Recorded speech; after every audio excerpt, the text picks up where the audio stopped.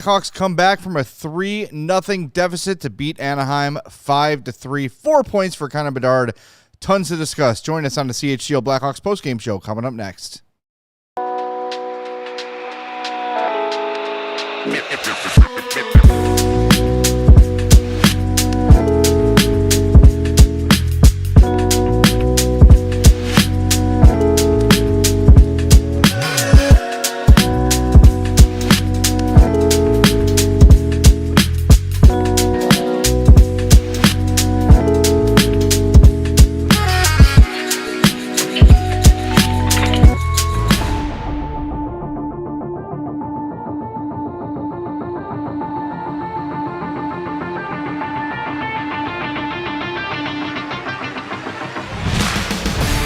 Welcome into the CHGO Blackhawks post-game podcast. Hawks win 5-3 over the Anaheim Ducks. We are presented by Bet365. Download the Bet365 app. Use our code CHGO365 when you sign up.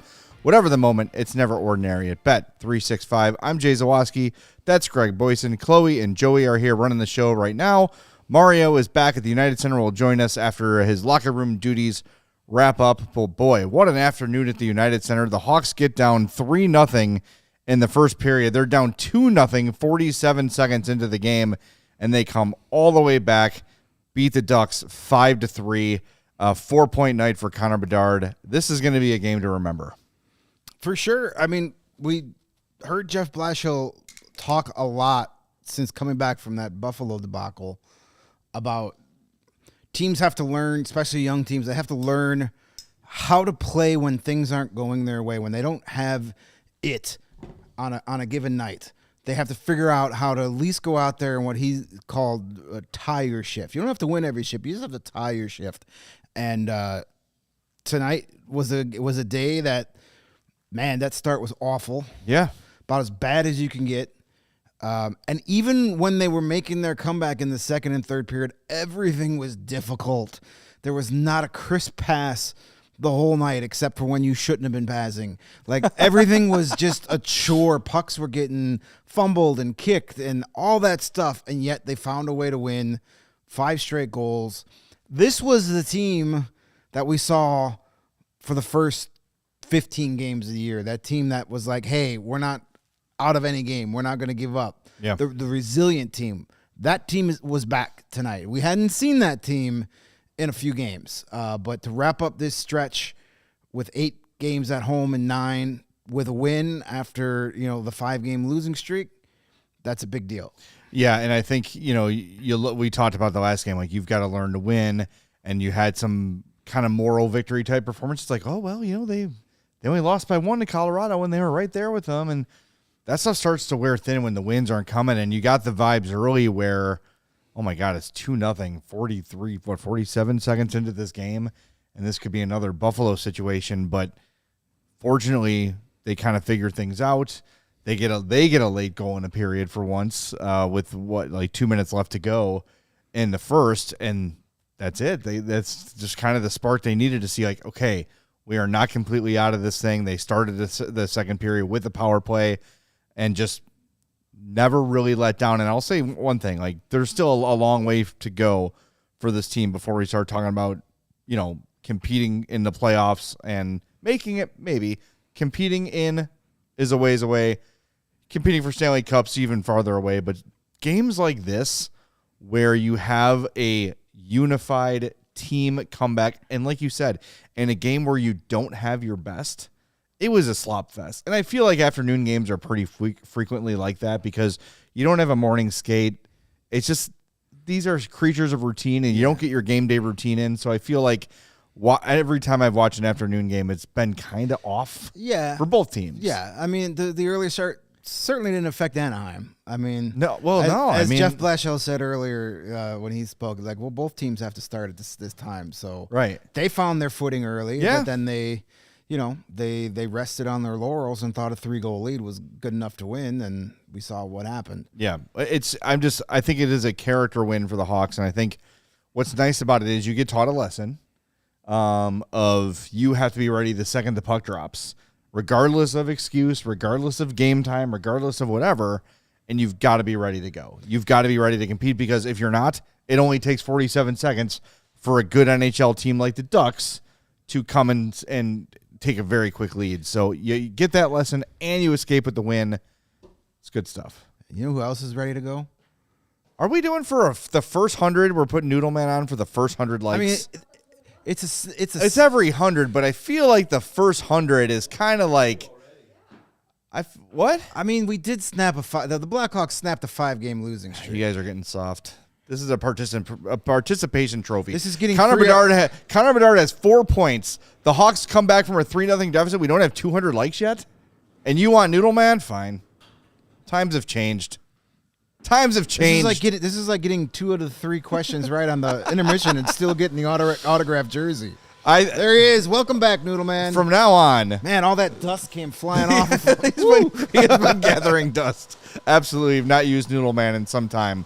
But we got it. From now on, we are setting the expectation. Just as we have declared the rebuild over, participation, 100 likes should be on a win. 100 likes is automatic. All right? Noodle Man wakes up at 200 likes. That's the new rule here. So get in the habit of hitting that like button for us. It's your show. You can make up the rules. I can change whatever rules I want. Exactly. It's my Noodle Man. It's my remote control. I have the remote and you don't, so you'll do whatever I say. All right. But thank you for 218 likes and counting. Keep them going. Every 100, we will turn on Noodle Man for the remainder of the game. So, you know what I really liked about this game, by the way?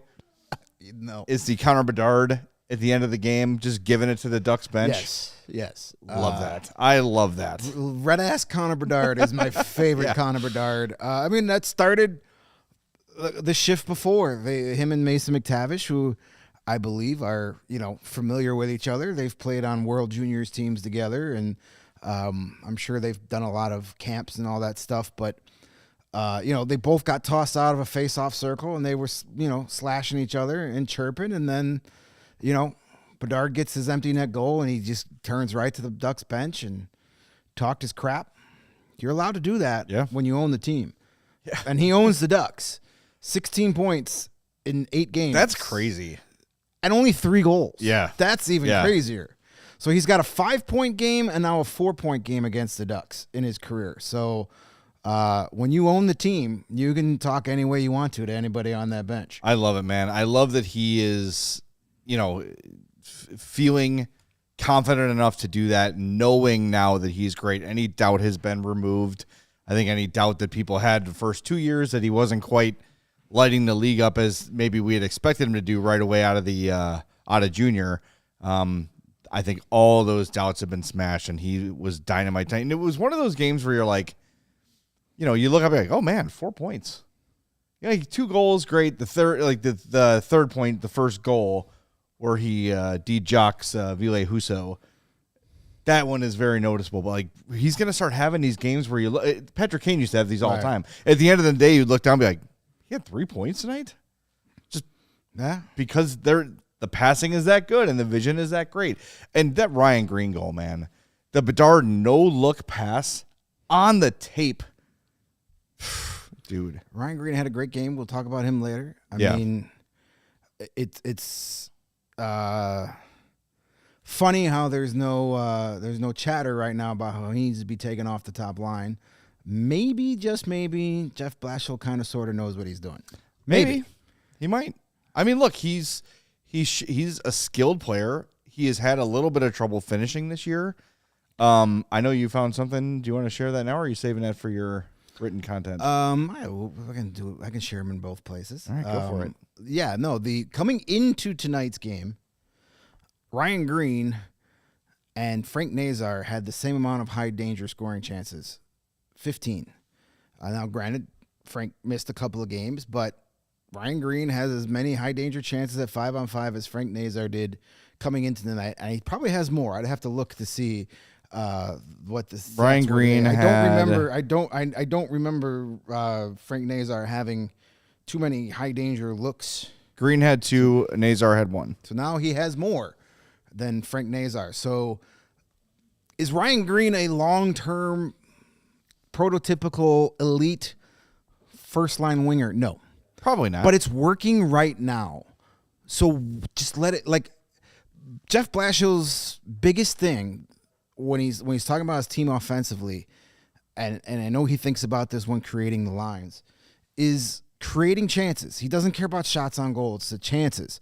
Ryan Greene is creating scoring chances. As long as he's creating chances, he's your first line winger. When he stops creating those chances or taking advantage of the chances that Connor Bedard is creating, he'll be off that line. Wait, I think he's a nice fit on that line too, because as long as it's going to be Bedard and Burakovsky, as good as Bedard's playing and as good as Burakovsky's been, he was butt cheeks today, but we'll get to that later. They are both turnover prone. They're guys who make high risk plays where they try to stick handle through traffic. They can pull it off. They have the skill to do it, but now and again, it's going to catch you. And you've got a guy in Ryan Greene who plays a simple game. He's got skill. He's got the ability to put the puck in the net and create some offense, but he's also reliable defensively and can go and sort of protect against those mistakes. I'm not going to compare him to Brandon Saad because he wears Brandon Saad's number, but Brandon Saad was a similar kind of offensive player where, yeah, he could put the puck in the net, but you also benefit a lot from his ability to shut down plays in all three zones. And I think that Ryan Greene, yes, when this team is competing for Stanley Cups, Ryan Greene will not be your top line left winger. He will be your third line center. And that will be really, really good. Yeah, that's his natural role. But if things are good, if things are rolling, let it roll. And I applaud Jeff Blashill for having, patience with these lines. He doesn't yank a line after one bad period or one bad game. He gives them time, and he's given this line time. And Ryan Greene on that line with Burakovsky and Bedard, they've put up the best numbers out of any other person that's been on the line. Yes, they've had the most time together, but percentage-wise, they've been the best combination. So ride it until it doesn't work anymore. Like, I know a lot of people are like, oh, he doesn't belong on that line. Well, right now, November 30th, he does. Yeah. He's January 1st, maybe not, but just let it ride out. He's not going to play there his whole career. Right. Yeah. He's having a great run, and I love the fact that he's finally getting rewarded and finishing some plays. He had the power play goal against Nashville, and then the 2-on-1 today, he was able to bury that. Those are huge type of plays for his confidence, because now he's like, okay, I can score at this level. Yeah. And he just will let it happen more naturally. When our buddy Gravely says, ain't saying that's how Greene turns out, but Brandon Hagel was a guy who no one had real offensive expectations for, and you liked him as a well-rounded player. He says nobody thought Brandon Hagel would make the league. When he did, he projected as a bottom six type guy. Things happen. Yeah, that's the truth. Brandon Hagel just figured it out at the NHL level. And I think a lot of people say, like, well, it took him to go to Tampa. No, it didn't. Brandon Hagel was a really effective player on the Blackhawks. And if you remember, when he got traded was the first time when Taves was like, what are we doing? Like, if a guy like that can't be part of the future here, like, what are we even doing? Like, that was the first time we saw Jonathan Taves publicly get frustrated with the rebuild. And at the time, completely understandable. Brandon Hagel was playing his ass off, was found money, and you moved him, for picks and for Taylor Radish and Boris Kachuk, Blackhawks legends. And it didn't make sense at the time. 20-goal scorer, Taylor Radish. Yeah, exactly. And Connor Bedard's biggest inspiration. Hey. I saw that the other day. Yes, I think there is a potential for Ryan Greene to become more than maybe we think he's going to be. Look, the fact that the expectation was, and if not for injury, probably would have been him starting the season in Rockford. He was sent down at the last day of training camp. Yeah, and now to be 20, he gets promoted probably where this was game 25, so it'd be probably the 20th game or so. He got promoted to top line full time. He had a little bit earlier in the year. He was there for a couple games. Yeah. And then they moved it around a little bit. But yeah, for the last 6 or 7 games, he's been up there. And you're welcome. And it's a trigger, that doesn't even bother me anymore. Yeah, it's been really good. And Jeff Blashill said before the game, I asked him about Ryan Greene, and he says, like, he's a cerebral player. He called him cerebral. That he's smart, and he knows how to find the openings on the ice. He knows where to be at the right times. And when you got a guy like Connor Bedard on your line, being where you're supposed to be is going to pad your stats big time. Yeah, that helps. Yeah. He flat out said it. Yeah. Blashill said it. Yeah. He's playing, first of all, he's playing with really good players. Yeah. But he also knows how to play with really good players. That's it. That's the thing. Like, know your role and shut your mouth. Yeah, I mean, come on. Artem Anisimov made a career about just letting the puck hit him. I mean, he got to play with Patrick Kane and Artemi Panarin. Yep. Why? Because he knew where to be and he was always there. Right. All right. Got to hit the break zone, but game pucks real quick. Connor Bedard, obviously, 2 goals, 2 assists, and some smack talked. Ryan Greene with a goal in this one, and Mario's nominee is video replay. We'll have him explain that when he jumps on the show in a little bit. When we come back, you're going to hear from Connor Bedard postgame. Don't know what he said, but I'm hoping it's a little bit spicy. Hit that like button. Let's get to 300 so we can turn on Noodle Man 2. Back in 2 minutes on CHGO Blackhawks, presented by Bet365. Our friends at Sunnyside Dispensary are here to elevate your football season. If it's not already elevated enough, come on. The elevation? Elevated. I don't know. Sunnyside is your home for judgment-free shopping.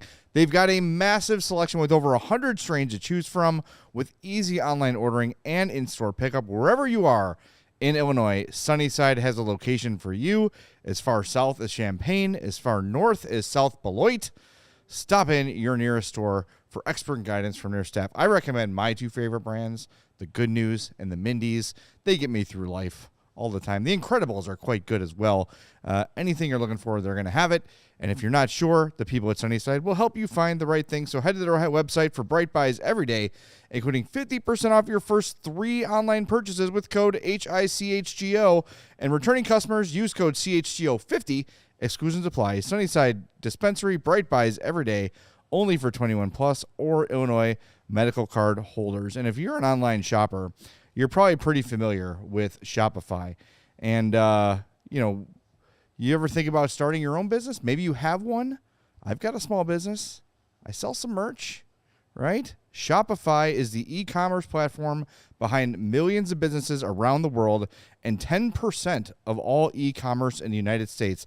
Shopify even powers the CHGO merch website. So get yourself the new CHGO hockey designs, brand new. They look awesome. Shopify has you covered with website creation, product descriptions, email, and social media marketing, and more.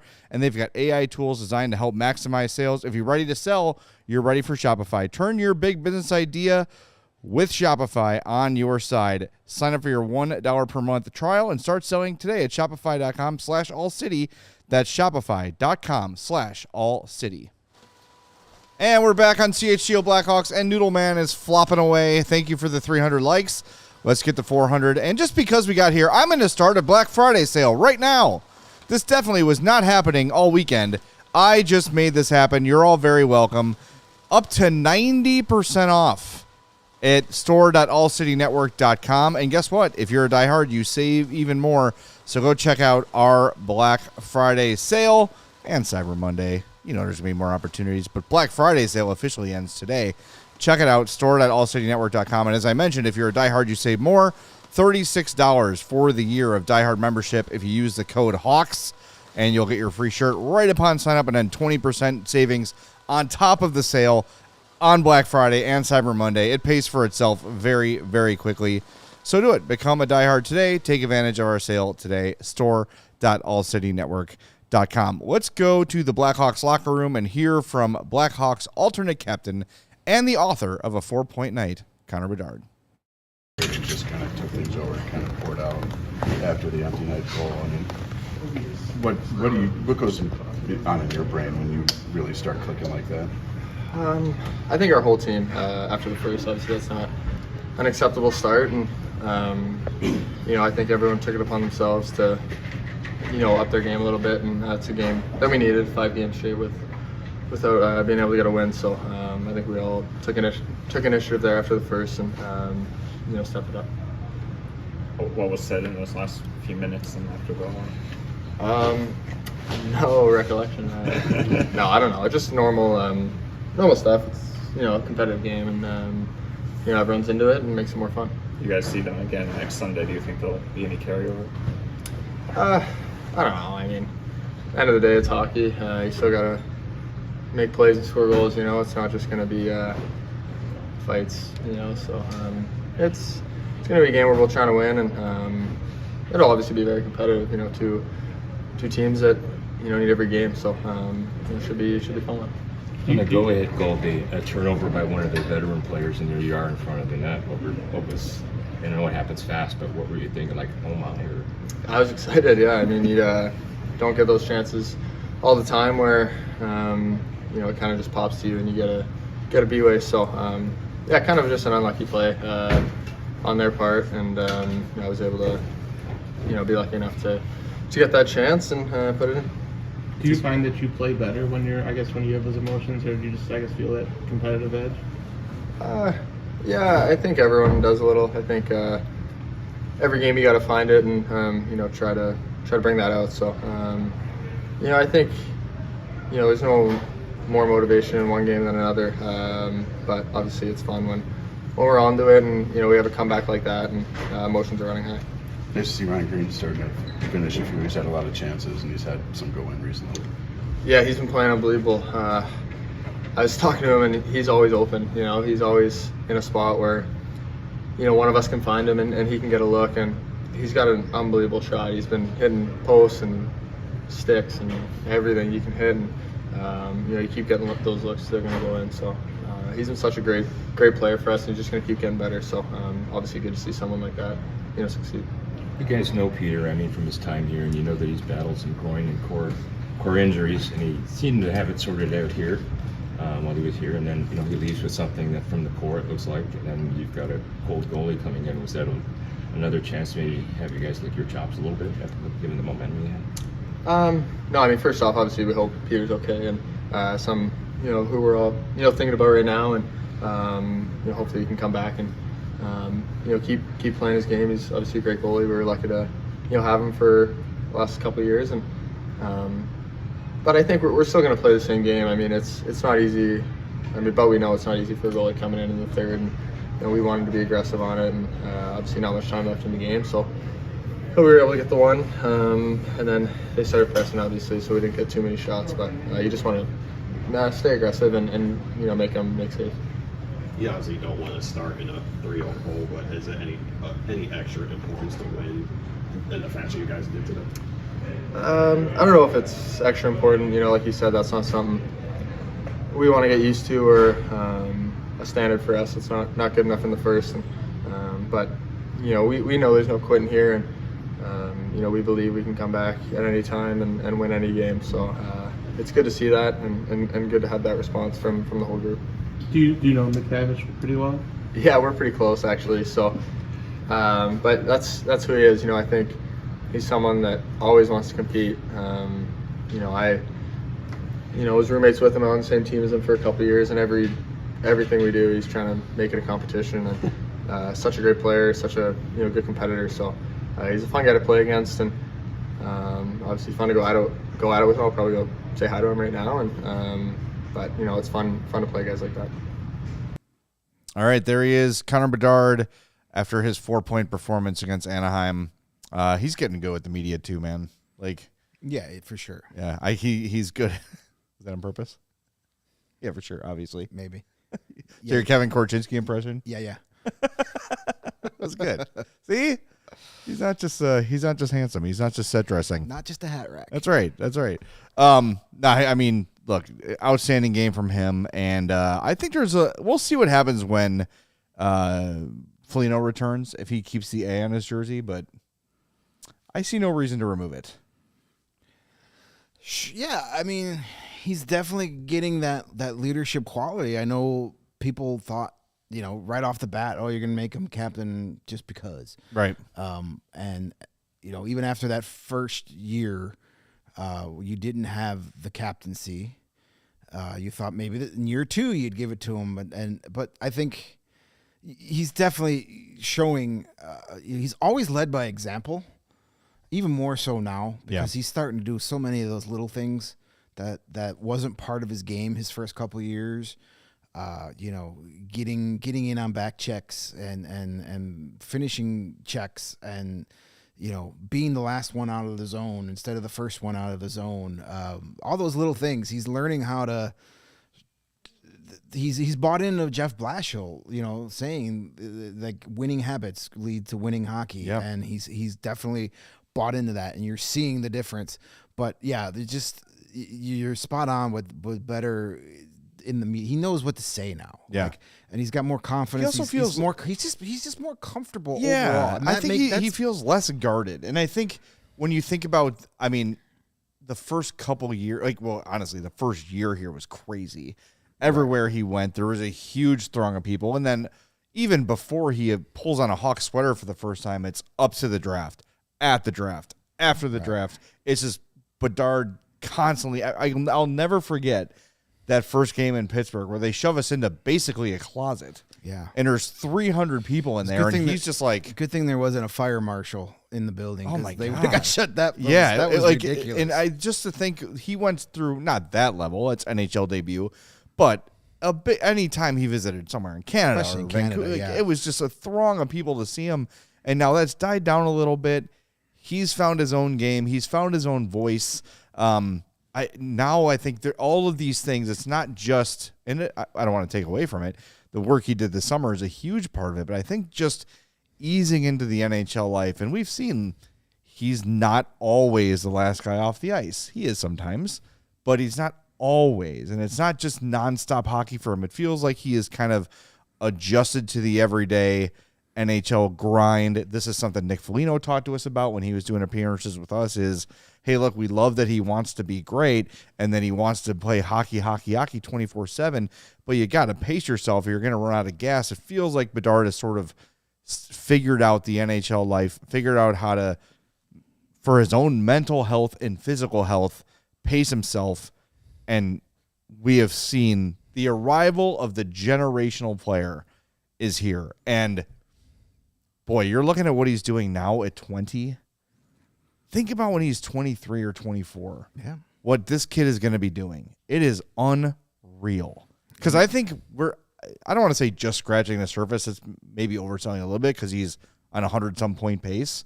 But this is going to be a standard Connor Bedard season, it feels like. Well, I mean, we talked about it a lot the last two seasons about how people thought he was, he's a bust. He's not as good as people said he was. And he still had great numbers his first 2 years. He still put up, over 60 points each of his games. When you compare it, we compared it to Jack Hughes. It took Jack Hughes to year 3 to become that star player. Jack Hughes had nowhere near the amount of points Connor Bedard did the first two. What did they say? Nathan McKinnon last year, didn't he say something where he's like, "I wish I had his points when I was his age." Yeah, and now look at what Nathan McKinnon's doing now. So Jack Hughes as a rookie played 61 games, had 21 points. That's not great. Second year, 56 games, 31. Yeah. Then his third year, he had less points in his first 2 years than Bedard had in his rookie season. Right.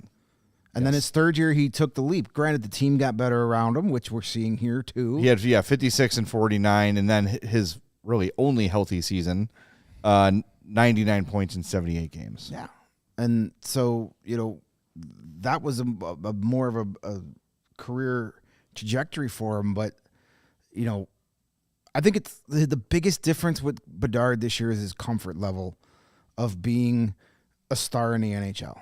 Yeah, he's comfortable on the ice. He's more comfortable off the ice.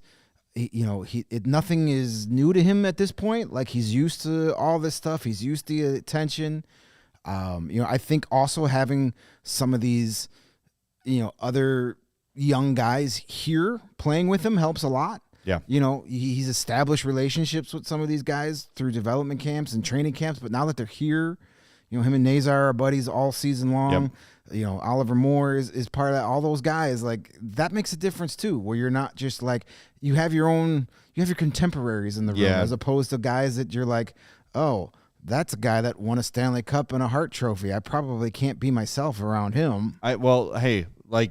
Remember this, Alex Vlasic, we had him on after his rookie year, and he said that very thing to us about Kane and Taves, and he didn't mean it as if they were like Jags or not welcoming guys, but he said you kind of felt like you had to walk on eggshells because you're playing with these legends, right? And you don't really know how to act. And like, all due respect to Alec Martinez and Pat Maroon, I think overall they were good additions to the team, but there is a certain shift in the room this year where it belongs to Nazar and Bedard and Dach. And even like Oliver Moore has gotten really comfortable. Yeah. They're the more vocal guys in the room just socially, not saying like, hey, let's go. We don't see much of that at all when we're in there. When we're in there, they're pretty guarded in terms of hockey stuff, but just laughing, joking around, talking to each other. It's those guys are at the center of all of it. And it wasn't like that over the last few years. There has really been a shift in the order of the locker room. We saw that towards the end of last season. Yeah. The last month of the year after the trade deadline, and when Rinzel and Moore got here, and a couple other youngsters. Rinzel's another one too. The youngsters got, when they recalled Levshunov and Korchinski came back, all of a sudden it was like, oh, okay, this is what it's going to feel like, and that room felt different, and it's carried over into this year, and it's great. It's great to see. It's a big reason for the success so far this year. All right, get your votes in for Game Puck. It looks pretty one-sided, but hey, shocking. You never know what could happen. Hit the like button. We need, 36 more for Noodle Man to be activated. We have belief that you can do it. If the Hawks can come back from a 3-0 deficit, we can get to 400 likes easy. Be sure to subscribe, too. Before we bring in Mario, a couple guys who we need to mention in this game who we've not yet that played really, really well.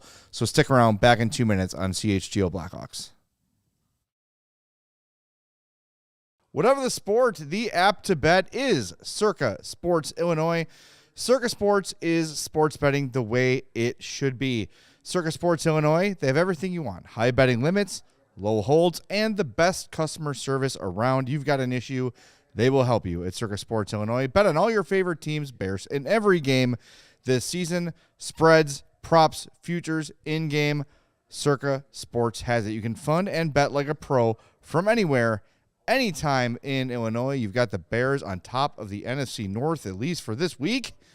Bears-Packers next week. How we feeling? Get those wagers in at Circa Sports Illinois. Download your new bookie today at circasports.com. You must be 21 or older. And if you have a gambling problem, call 1-800-GAMBLER. And we've all been there before. You are at the beach. Not now. It's kind of cold for that. You're skiing the slopes in Colorado with Chloe, hand in hand. What? She's never skied. Do I have to start the read over? Well, whatever, just keep going. You lose your sunglasses. That's the point. You don't want to do that. You don't want to lose something you love. Well, guess what? If you bought yourself some Shady Rays, you don't have to worry about it because, yeah, it hurts temporarily to lose your Shady Rays, but their sunglasses are made for real life. They look great. They're polarized, durable, not crazy expensive. And guess what? If you lose or break them, even on the first day, first of all, lock in, okay? First day, come on. Shady Rays will send you a brand new pair. No guilt trip, just replacements. Now you can wear your sunglasses without fear on hikes, at concerts, on the boat, on the slopes. Chloe, they have goggles too, like ski goggles. Yeah, wherever you need them. Shady Rays is eyewear that has your back, and we've teamed up with them to bring you a great deal. Head to shadyrays.com and use code CHGO for 35% off polarized sunglasses. Try for yourself or a loved one. The shades rated 5 stars by over 300,000 people. All right, we are back on CHGO Blackhawks. Mentioned we want to talk about a couple guys that had good games. Oliver Moore, that dude had a 60-minute game of engagement and speed. I love his game, man. If he can just start, and I'm confident he will, start scoring consistently, that's another one. That you just start going down the list of really good young players on the Hawks. And I wasn't sure when Oliver Moore got called up if he would stick around this time, but I don't foresee him going down. I saw he did finish a -2, but just really active in terms of going into corners, winning pucks. Who did he take that one out for in a third? Nazar. Yeah, it was Nazar who kind of shanked it on the heel or on the toe a little bit. Duffed it a little bit. But put a perfect, raced into the corner, dug a puck out, put it on the tape, and Nazar just kind of whiffed on it. But, man, he plays with a jump. He plays with such an intensity, and I think when we were worried about the finish, a lot of people were saying, oh, here comes another Stahlberg or Athanasiou. No, this kid is engaged all the time. Yeah. And even if he doesn't become a 50-point scorer, he could be that energy guy in your bottom six with some scoring upside. I love Oliver Moore's game. I thought he was terrific tonight. Very noticeable. And one of the guys who I think was ready from the beginning of this game. For sure. I mean, he's been his speed is a weapon. That's for sure. Yeah. There's no doubt about that. And he is, that's going to keep him getting these opportunities and making the most of them. He was back on, getting more time with Nazar again tonight. And, I'm not super worried about the, quote, lack of finish. We've seen him pot some goals. He had some goals in Rockford. He's got a couple up here. I think the way he plays the game, the goals are going to find him. Oliver Moore's not going to score a ton of goals off of beautiful wrist shots and slap shots. He's going to get a lot because he'll go to the net and clean up the rebounds, let pucks hit him. He's going to be. Just wait till he starts getting some PK time. He's going to be he's going to be a shorthanded goal guy. He's on a 38-point pace now. If he had played 82, he'd be on pace for a 38-point season. Yeah, I mean, that wouldn't be as a rookie. Yeah, that would be fine. Like if he puts up 38 to 40 points, I think everybody would be satisfied with that. But again, it's it's how he got those 40 points that's more important. Right. It's not how many points he's getting, but how he's getting those points.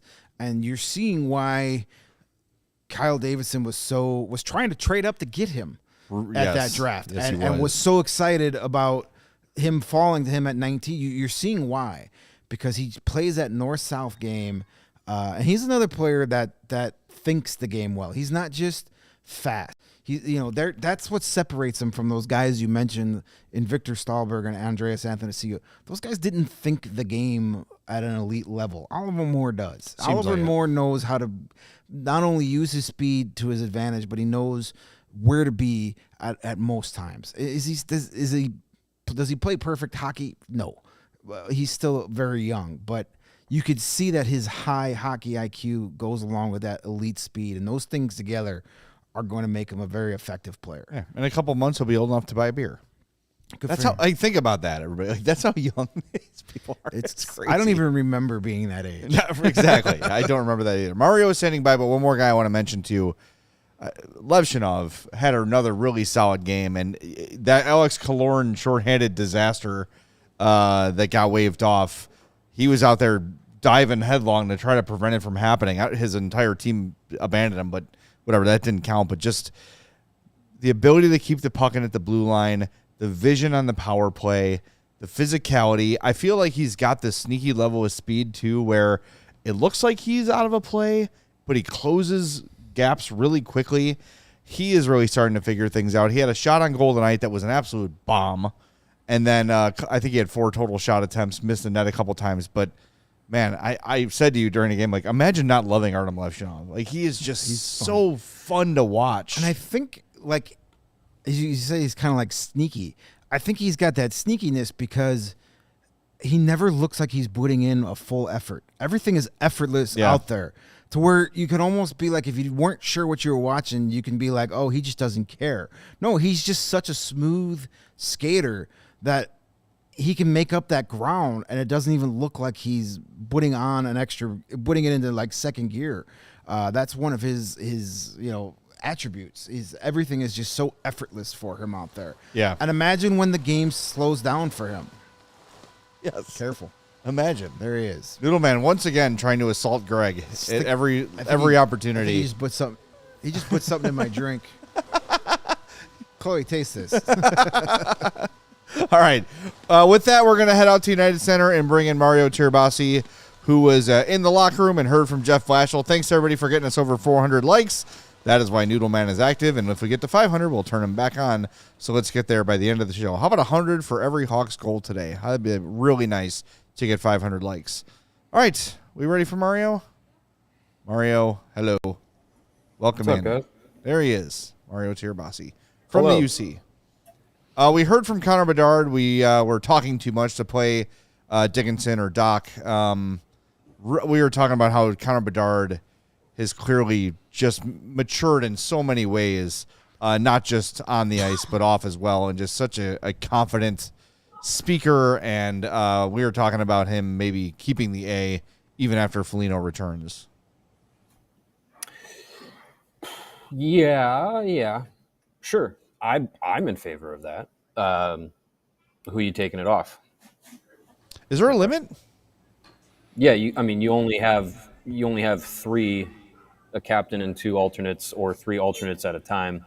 That's the maximum. You could do the home and road thing with the alternates. That's probably what I would do.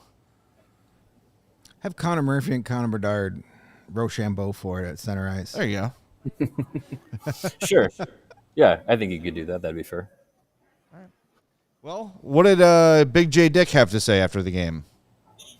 I mean, the message across the board is that this team doesn't want to be down 3-0 to have to put the effort that they did to get the win tonight. You want to be able to avoid those things. But I think the big takeaway from tonight, from Dickinson to Bedard to Blashill and across the board, is that this team didn't shy away from the challenge. They didn't crumble when things got down 3-0, like they did.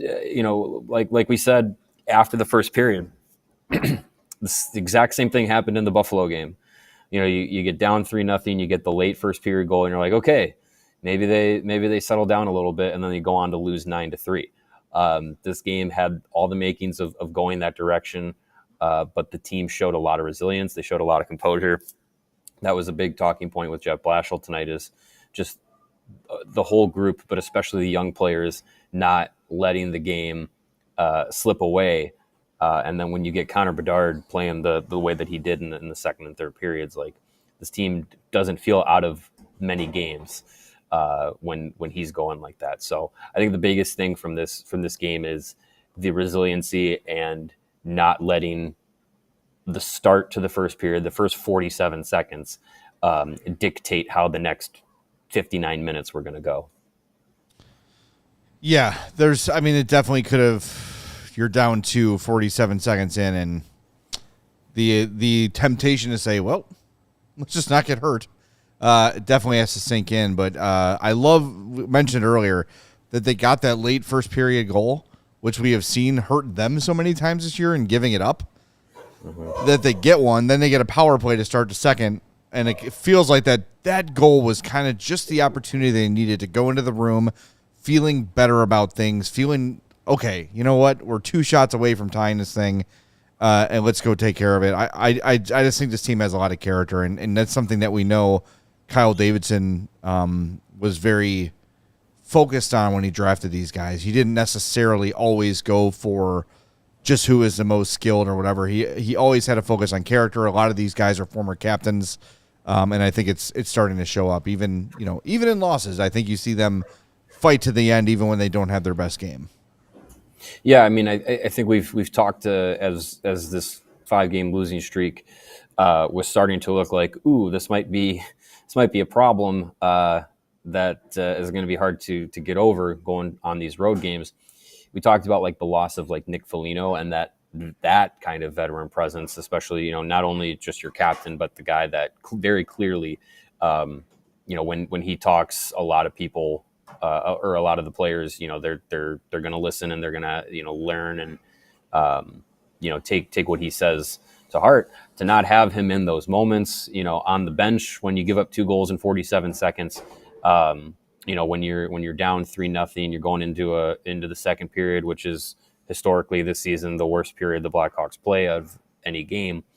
You don't have him there to kind of deliver anything. Like, it's kind of forced some of these young players, like you mentioned, like Bedard's a former captain, Colton Dach's a former captain, Landon Slaggert was a captain at Notre Dame, Oliver Moore and Sam Renzel were in leadership roles with Minnesota. Frank Nazar was, a lot of these guys have been in leadership roles before amongst their peers, where they've been the ones to kind of have things to say at intermissions, or be, maybe an older player on their junior teams or whatever it is, and be more of that calming voice in those moments. So now you get an opportunity for these guys, and we've seen it multiple times this season, where they're getting the ability to do that in the NHL and kind of growing that off-ice skill set. being able to kind of let that grow from this team. And that's part of, again, Jeff Blashill talked about it tonight, like the young guys and their composure and it's all part of their development. And tonight was one of those nights where that was like a big part of it. You can point to, okay, the veterans, Dickinson, Mikheyev, Teravainen, Donato, Murphy, like those guys, like you want them to still be able to be the ones that lead the charge. But I think what we're seeing is a lot of these young guys are now going to be the ones kind of leading that charge. And that's what we've talked about, this kind of shift in this team, shift in the locker room, where these young guys are starting to take up more space and the franchise is kind of shifting over. It's not an overnight thing, but I think this game is something you can point to and say, like, this is one of those moments that as we look at once this season's over, that shift of the franchise, like this is a game that I think we can point to. Well, you mentioned Blashill talking about the composure of young players. Why don't we hear that piece of video right now? I think it's part of our growth. I think it's not going to be perfect. This isn't going to be just an ascension right up. It's going to kind of have some ups, have some downs. We've talked lots about trying to take more steps towards greatness than away. And I think our young guys are hopefully, the more they're in these kind of positions, the more you kind of learn from that. And I thought our guys did a pretty good job of it. And so I thought our young players included just kind of realize, like, let's just keep playing hockey here. Let's find a way to keep playing good hockey. I like that. Let's find a way to keep playing good hockey. That sounds like a hell of an idea. I mean, I like Blashill's demeanor too. He just never seems too freaked out about stuff. And pregame today, when Kalen asked him about, you're kind of on a bit of a streak here, he's like, like our scoring chances are right there, so I'm not too worried about it. Just, I don't want to say he was dismissive of the losing streak, and I'm sure behind closed doors it's a bit of a stronger message to the players, but like, there's no point in him, this is a must-win game and we really got to win.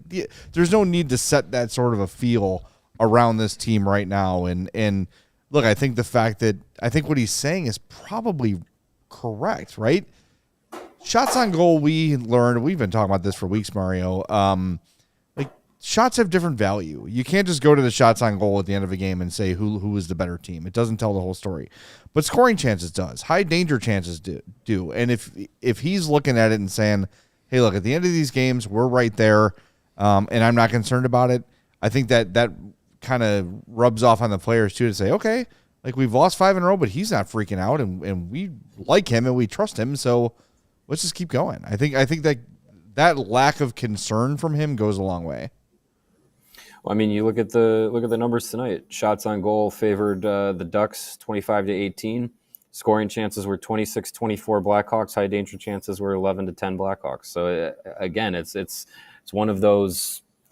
You're right. Like, it's one of those things where, like, this team can be low in some metrics and then high in others, and the ones that they're high in usually are the ones that translate to more success. It's kind of been this weird trend that we've seen this season where, they don't get a lot of shots on goal. They don't get a lot of scoring chances. But then when they're in the high danger chances, their shooting percentage is like 25%. It's why they're, considered like, oh, they're not a good team. They're just on a PDO bender. And it's just like, okay, yeah. But also, if you have good goaltending and you have guys that, bury chances at the most opportune areas of the ice, like, that can get you some wins and can get you some success and can get you some momentum. So I think this was a game that, the highs and lows, and I think we should, because you brought it up, we should go right to the clip of Blashill talking about it. Like, the highs and the lows of this game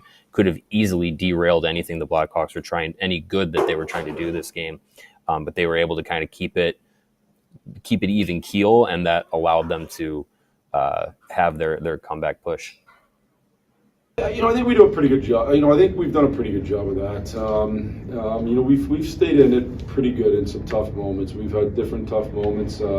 and I think, you know, for the most part, we stayed pretty level-headed. And I just think it's an important piece of what we're trying to build here is you know, not have the big emotional highs and lows. You just got to stay with it. And you know, these games are played 60 minutes for a reason.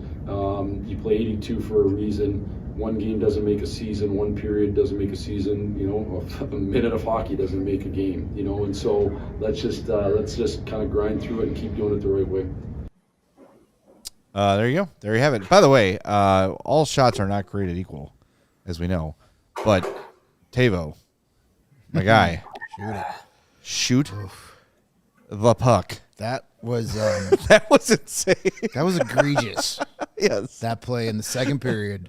I mean, my guy, it was 1-on-1 with Peter Mrazek, a guy you spent all season last year shooting at pucks at practice. You're down 2. You're facing a goalie with an .881 save percentage. I don't care if Mikheyev is open on the other side. If you think you got a bad angle, slap shot against the pads and Mikheyev can get the rebound. Like, that pass was bad, and then the Mikheyev pass after that was even worse. Yeah. That was one of the worst sequences I've seen all season. Okay. Now But they won, so it's okay. It just had to be acknowledged. I'm sorry. He made up for it with a great pass on the Colton Dach power play goal. I think the groan in the United Center was louder than the anthem at the All-Star game at Chicago Stadium. It was just like, oh. And that was just from the three of us. Yeah, like, what are you doing, dude?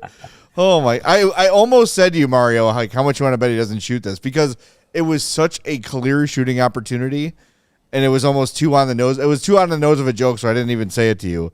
And sure enough, he did not shoot. It's like the worst position for Tavo to be in a game is streaking down the wing with no option to pass. He's like, oh God, do I have to shoot? Like, he'll pass on a shootout. He should have banked it off. He should have banked it off the end boards and then slapped it home with the goalie out of place. He loves that shot. There you go. That's been his best weapon all season long. So, yeah, that's a play where at the time you just want to rip your hair out, but now you look back on it, they win the game, and you're like, okay, just don't ever do that again. Take the shot. Always take the shot. Yeah, there's from that area of the ice specifically, that's not a bad shot ever. So you might as well take it. Yeah, 10 feet from the goalie. Yeah, it's usually a good. Yeah. All right. That's my hockey brain at work. Yeah, that's what the diehards pay for. See, that's a product though of a team when the team is struggling and on a losing streak. They try and they get away from playing simple hockey and they try and look for the perfect play and they overthink. When things are humming, you just work on your instinct and you just shoot. So we saw it later in the game. I mean, the Bertuzzi power play goal was because Frank Nazar got the puck on his stick and got rid of it immediately. Yeah. I mean, and early on in the game when the Ducks are up 2-0, they're like, "There's a puck at my feet. I'm throwing this in net. Like I'm not wasting my time. I am shooting and shooting and shooting." And I think you look at the shots on goal differential. There were a couple sequences where like maybe 2 or 3 that probably added 7 shots to the Ducks just because they just kept turning and firing. Yeah. Why the hell not? What does it hurt? Anyway, I know you got one more piece of video you want to share from Jeff Blashill. Why don't you set this one up? Yeah, I mean, obviously the big catalyst in the comeback effort was Connor Bedard, and you know he was feisty towards the end of the game, and Jeff Blashill kind of just talked about Bedard's competitiveness and you know how the team feeds off that. Yeah, to be honest with you, like I just don't know any great players that aren't hyper competitive. Like he's hyper competitive, and you know, whatever that shows itself different ways, and some, you know, I don't think he's always demonstrative about it, and but you know, there are times where you're probably going to be demonstrative, but ultimately the best ones are always hyper competitive, man, and they want to win their shifts, they want to win the game, they want to win at everything they do, and he's certainly got that trait. Yeah, hyper competitive is a good way to put it. Lebowski55 calls it Bedard's a red ass. That too. But even if you watch, just go back with the context of this conversation. Go find some of this Hawks social media videos where they're doing anything competitive. Like the measuring your number in inches or whatever it was. He's always like, come on, let me try again. Let me try it again. Or when they had hit 3-1-2 they had to do it on the stopwatch, like hit 3-1-2. Yeah. perfectly. He tried to do it 5 or 6 times. He doesn't want to lose anything. Right. He just does not want to lose.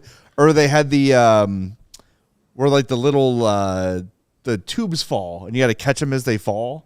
The reaction. He kept getting frustrated with the reaction game. He kept getting frustrated with that because it wasn't falling to his liking. Like, he is ultra competitive, and I want to get a video review. I feel like he was yelling at the Ducks bench before the puck went in the net on the empty netter. It was close. I feel like he just sent it down and then just immediately turned the no-look goal. That's going in. What do you think about that? Get a load of these down here. Well, I mean, I'm sure that's exactly how that conversation went. Yeah, that's probably what he said. Yeah. You saw it was between him and McTavish towards the end of the game. They're jostling in the face-off dot, and then that was right before the empty netter, and McTavish was either on the ice going off to the bench or was on the bench. I don't know, but yeah, when Bedard scores that empty netter and he's barking at the bench, like I think it was probably at McTavish, and then at the end of the game they get into the scuffle after the final horn, and before the game, I record Bedard coming off the ice because it's for science, and I noticed that his new thing at the end of warmups is he'll do like a slap shot from the blue line, and today he missed it, and then the reason he wasn't last off of the ice for warmups, it was Donato. Bedard ended up turning around and firing a puck towards the Ducks side, and I was like, oh, that was weird. And then I look and I was like, who do you fire that at? And it was at McTavish. And those guys were, as you heard him say after the post game, I think they were roommates for the Team Canada World Juniors 2022. I think is when they were teammates there. And he's known him for a long time, but like even against someone who's going to be, someone who is his buddy, and a lot of these guys know a lot of the guys that they play against because of playing in juniors or on national teams or whatever. Even against someone who you're buddies with, you're still going to be ultra competitive and get to the point where you're like Steve Austin yapping at the bench, and you could see the juice that brought to the rest of the group, and the guys feed off of that, and I got amped up as much as I'm legally allowed to in the press box, seeing Bedard go after that, because it's just it feels like the way that this season has been going, that kind of moment feels like a larger, it has more weight to it because of how Bedard has kind of started to grow into himself and become this superstar, this rock star of the league this season. And that was just one of those moments that you're like another like highlight reel for year 3 of Connor Bedard. Yeah, I mean, I always want to beat my buddies more than I would want to beat a perfect stranger or someone I didn't like when you're good show playing. Great show. You always know how to get me off the rail. Anyway, you want to beat your buddies more than you want to beat other people. It's just more fun because then you could talk your smack all you want. So I'm sure that had something to do with it. But yeah, I agree. I love this version of Connor Bedard where he's like, I'm going to show you how good I am, and then I'm going to tell you. Right. I love that. It's good stuff. All right, man. It's awesome. I'm thoroughly enjoying it. All right, that's Mario Tirabassi from the UC. Anything else we need to know? No, I think we hit it. I'm so glad that we're not talking about a loss like I thought we would be about 4.5 hours ago. Yeah. Good call on that. I'm sorry, bad math. 3.5 hours ago. Yeah, that would have sucked. All right, we'll talk to you tomorrow at 2:30 for our next show. That is Mario Tirabassi joining us live from the United Center. Tomorrow? Yeah, we got a show tomorrow. But we were off. We had this discussion. I don't think we're off tomorrow. Let me check the schedule. We're going to go to overtime while we check the schedule, by the way. So if you're watching us on the fast channels, make sure you're not watching us on the fast channels anymore. Switch over to allchgo.com. Tomorrow's December 1st. We do have a show at 2:30. We are off okay. Wednesday, and we are off Friday for planning purposes. You're right. All right. Okay. Well, yes. So- I will see you tomorrow then. Yes, you will. All right, that's Mario Tirabassi. Once again, for any night center, Mario_Tirabassi on Twitter. We should knock out some of these super chats. Before we do, though. Yeah. Kind of breaking news. Nick Larders, 2 goals and an assist today as the Rockford Ice Hogs are about to beat the Milwaukee Admirals. They're up 3-1. Nick Larders doing the heavy lifting. Yeah, that's good too. That'll work. Yeah. Why are we so blessed? I mean, Roman Kansaroff's leading the KHL, first player to 20 goals, and then he had so much fun he scored 21 right after that. Right. And Marek Vanacker is one of the top OHL goal scorers. You've got Frondell netted another one the other day. It's going to be lots of fun to be around this team for the next few years. Yes. Lots of fun. Meanwhile, I saw a fire Kyle Davidson TikTok today. Cool. That was fun. No puck. All right, super chat time. Let's go. We got a bunch, so let's get to them quickly. Green Eyes for $10 says that was an awesome game. Great way to show Blashill they can dig in and play. Yep, I mean that's exactly what Blashill was talking about. Is message is game's not over. We got 59 minutes to get back in this thing, and they didn't even need that many. They took the lead with how much time left? It was 10:05 left in the game when the Hawks took the lead. Yeah. Beautiful. That's what you like to see. $5 from Prison Mike loves RC Cola. We all do. As deflating as the Seattle loss was and led to a skid, hopefully this is the opposite to lead to a winning streak. Time to crack open an RC Cola. We love that, Prison Mike. Thank you very much. You hope that this becomes a catalyst because you've got a tough stretch coming up here. You got the Ducks again.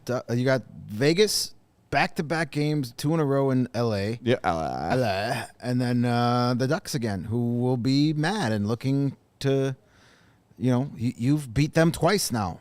And it was funny. They were talking on the broadcast that the Ducks only have 1 overtime loss this season, and it was to the Blackhawks. And the Blackhawks only have 1 overtime win this season. It was against the Ducks. There you go. So they kind of own the Ducks. I wish we played them 14, 15 times a season. That'd be fun.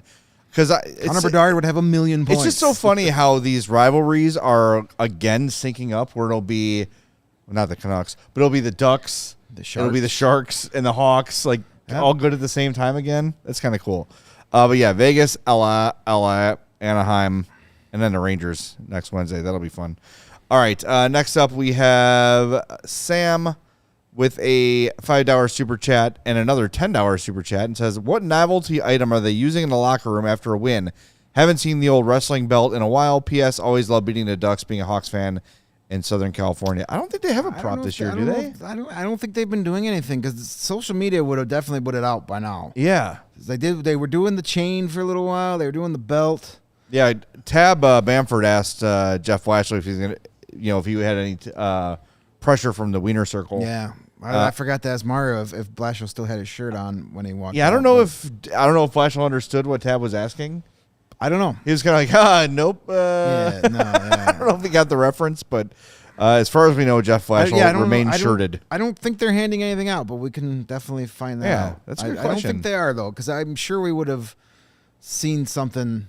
Yeah, by now the Blackhawks social media team is pretty on top of things. So if they had some fun post game tradition after a win, they would definitely have gotten it out there. Especially now that the Blackhawks are officially in playoff position. Yeah, especially now that they actually win more than once a month. Yes. And then Matt James 32 says big comeback win. Those jerseys are fire. And then in parentheses says must be nice. I don't know what that's referring to, but hopefully you get one of those jerseys someday. Sure, Matt. Yeah, I appreciate that. Is that a pound signed?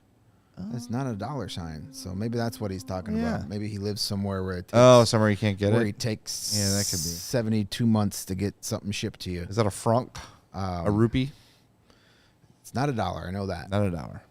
Yes, I was ready to. I was ready to go. I was ready to throw those black jerseys in the trash.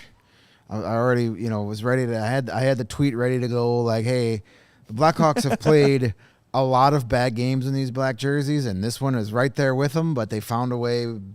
Yeah, black jersey curse be damned. We They did not found a need way the to curse of the alternates because the Winter Classic jerseys last year, I think they won one game in them. But those, yeah, but it's just like, you know, you put on the black jerseys, and all of a sudden you're playing like it's 1997 You're playing like James Black. Yeah, like it's like yuck. But yes, awesome comeback today. That's the mood right now was not what I was expecting. No. I was, 47 seconds into the game, I was like, I don't really want to do a post-game show today. Yes, and by the way, before we reveal Game Puck and go to Frathouse, shout out to Spencer Knight, too, for keeping them in the game. He gives up too early, not his fault on either of those, completely hung out to dry, and just keeps the Hawks in the game, made a lot of big saves. There was that one in the third that was going just wide of the net that he think he got a piece of with his glove. Even if he didn't, he was in good position to stop it. He was very good in this game, and I think that maybe got a little bit lost in the weeds. I saw a couple of people. I know our buddy Pat mentioned it in the chat at some point that Spencer and I played really well. A couple other people. He doesn't get rattled. No, he is as even keel as it gets. Yes, 100%. He has one speed and one speed only, and it never changes, and that's good for a goalie. Yeah. Our guy Matt came back, and he was the guy that got the Eagles jersey instead of the black jersey. So now that makes sense. Now we got you. Yeah. Yeah, Fanatic sent him an Eagles jersey when he ordered a Frank Nazar jersey. Easy confusion. I mean, they're in the same bin. I mean, they're right next to each other. They're the same color. It's an easy mistake. Yeah. I just think of the... Stop hiring colorblind people in your warehouses, Fanatics. What's the South Park episode where they have to keep going back to the... I'm never going to think of this. The IRS or something. They have to go to this guy's office. It's just one guy in an office. He's in the basement smoking. That's how I imagine the Fanatics shipping department is. It's just like one guy down there, just exhausted. All right, we got to go to the frat house. We ready, Chloe?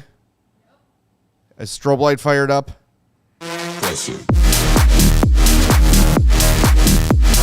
Our frat house on Madison featured player today with 2 goals and 4 points is Connor Bedard.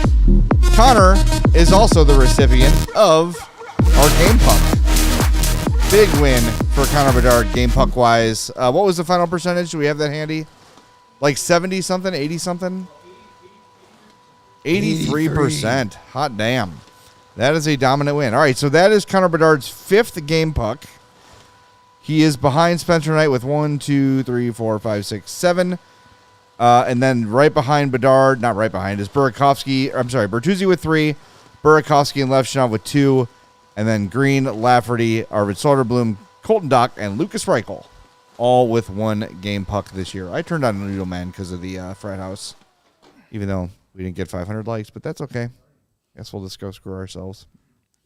All right, we're back Monday. That's tomorrow. It's the Margarita Machine is the South Park episode the chat is informing. Okay, thank you. That's the one you're thinking. Thank you very much. We'll be back tomorrow at 2:30, probably maybe doing a mailbag. So if you're a diehard, throw your question into the mailbag Discord, and we will get to those for you tomorrow. I think we're going to talk a little bit about Nickel Artis and how far away from the NHL he might be as well. So you're going to want to join that show. I know that's a hot topic. You're welcome to come. I'm good. All right. Fair enough. There you go. Thanks to Chloe and thanks to Joey, that rhymes, for running the show. We appreciate that very much. Again, we'll talk to you Monday at 2:30 right here on the CHGO Blackhawks podcast. We all silly like the mayor.